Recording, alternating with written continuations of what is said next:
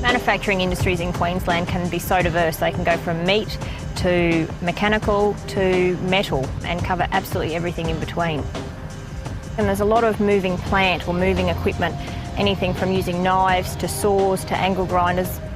People are used to doing the same thing over and over again, but unfortunately it's when they do something outside their normal day-to-day task is when incidents or injuries can occur. Injuries in manufacturing industry can be anything from a strained lower back from lifting something the wrong way, through to a wound injury from a knife, to having a finger or a toe cut off by a saw, to being run over by a piece of mobile plant, a forklift, or having your arm caught in an auger. She was good growing up, great daughter. Yeah, she was my pride and joy. Always wanted a baby girl. Had the two boys first, but got me daughter. And of course, Tiff being my baby, she was special. Before my incident, I was like any normal teenage 18-year-old girl. Very popular.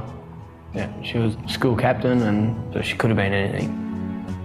I didn't think I had a chance with her. We got together officially 4 weeks before I had my accident. Didn't even really know if we loved each other that much. You know, it was sort of the first stage. You find out if you love someone or not, and then yeah, this happened. And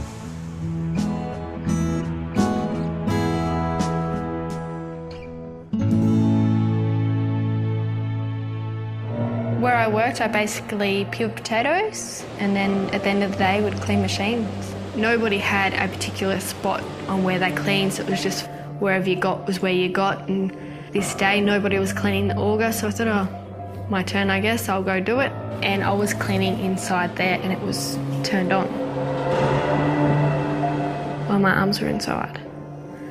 So I don't know whether somebody's reached over and has hit the wrong button because they were all on the same switchboard. All I remember is it coming on and thinking, oh no, this ain't good. Her right arm had got caught in by the auger and was starting to drag her into the auger. Because it spins, my arm has spun up inside it. And then I've reacted and stuck my left hand in to try and pull my right arm out, and it got caught as well. And I just see blood and flesh and stuff going down my arms, and I remember screaming and somebody coming over and turning the machine on. She was quite high off the ground. They had to have somebody hold me until the fire brigade and stuff turned up. From the witnesses at the time, they said Tiffany was quite calm through the whole thing. I was caught in the machine for 40 minutes. Felt like it, yeah, it was forever. When I got there, Tiffany had just been airlifted out by care flight to Brisbane, to the hospital. The most confronting thing is you've got a young person that's gone to work for the day and is coming home quite potentially without her arm. She was as good as on her deathbed. She was busted. Tiffany's mother and I were on our 25th wedding anniversary. We were in Booyah, which is about 2 hours south of Mount Isa. And I got a phone call, and it was the surgeon.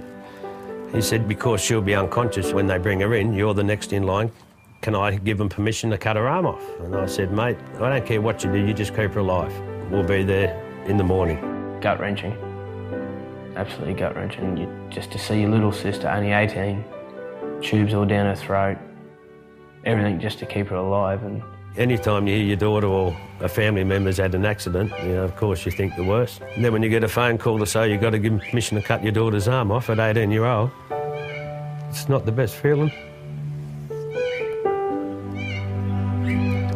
Dad and Matt both struggled. I could see, you know, they'd come in and, you know, they're wanting to be there to support me and stuff, but I know it was hard for them.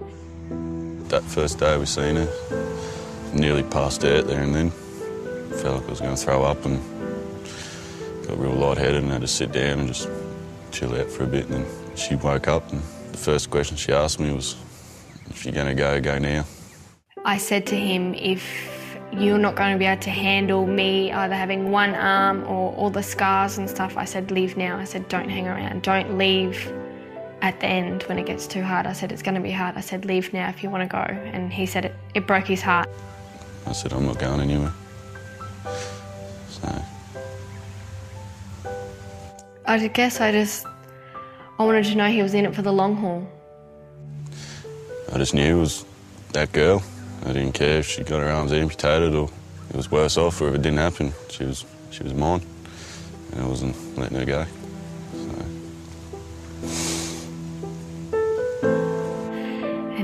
never left. I was in hospital for 6 weeks, he had 2 days off. And that was only because my parents made him. He just sat there and done everything for her. If anyone loved anyone, they would do the same thing. I think I had 6 or 7 operations. It was my right arm that I originally got caught, and I done my nerves, my tendons, I'd done basically everything. You can see the scar that goes around, and that was basically all gone. That was ripped. And so what they've done, they've actually taken the muscle and the flap off the top of my left thigh. And then I've had a shattered elbow, which had bone missing, so they've done a bone graft from my left hip to replace the bone. And I had plates and screws in my elbow, and I shattered both wrists. But in my right wrist, I have a plate and screws to hold my wrist together. So on my left-hand side, I done my arteries and some tendons and some nerves. I didn't completely cut those. It was just a little bit. So I've got pretty much full function back in my left hand, but it will never be the way it was. Like my fingers are all wonky and stuff. But I don't have any function in my right hand. I can wiggle it and that's it. I still have movement or limited movement in my elbow. So it's basically, they call it a post. When Tiff first came home, there was nothing she could do. Like, I mean, nothing. Matt had to look after me from the day I got out of hospital. I mean, showering, toileting, feeding. It was like having a baby, you know, I mean, it's just full care. She was right-handed person, now everything's got to be done left-handed. I can't lift a lot of things over my head because I can only use one hand. Jars she has trouble with, opening jars. Just a simple making a cup of tea or coffee, she struggles. There is things she'll probably never be able to do, but that's where Matt will do it. He still cuts up my food now. I still can't hold a knife and a fork to cut my food up. So I do struggle, I do have days. The biggest hit I thought she would have taken was mentally, because going from being the way she was to being all scarred up and damaged. Like, she's 18, 19 year old, and like most girls then wanted to put makeup on and look pretty, and there she is with scars all over her. And well, I can be in the shops anywhere and I can just have people that will just stop and just watch me as I walk past. I feel like a freak show for just people to just stand there and stare. The way I cope, I think, to describe it best, I have Matt and I have my dad. And now I have Billy. They keep me sane, I think.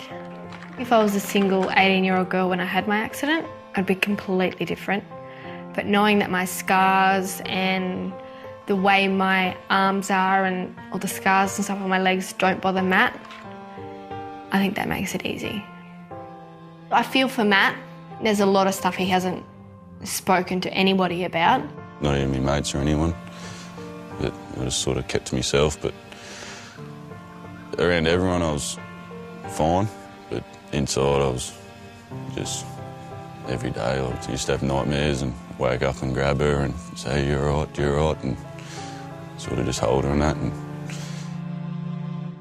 I do think it was preventable. They didn't have things in place that they should have had things in place. I think they should have a safety switch where all machinery is locked down before cleaning. Had the machine have had the guard back on it, Tiffany's arm wouldn't have been able to get into the auger. she'd never been inducted on how to use the machine and all that. Young people are vulnerable in that they're quite often in their first job. They might not have had any previous work experience. They won't have any training or may not have any training in what they're doing. And everything they're doing is new, and sometimes they don't understand the risks of what they're actually taking place.